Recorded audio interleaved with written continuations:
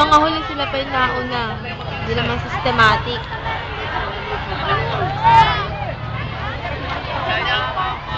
Hindi maayos.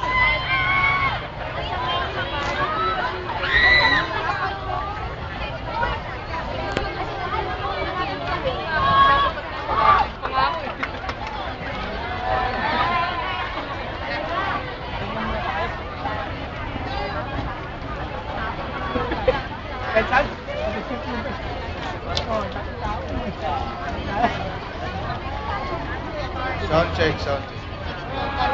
Konting katahimikan lang po, konting katahimikan.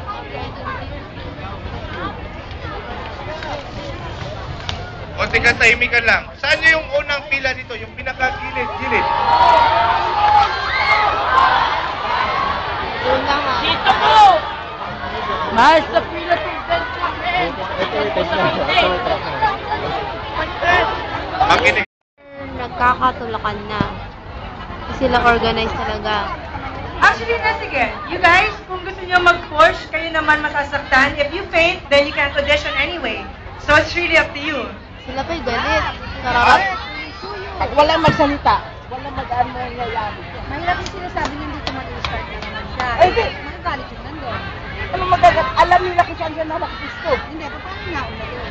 Ay, doon sila. Bumalik sila doon. Nandun Ginululan nila eh.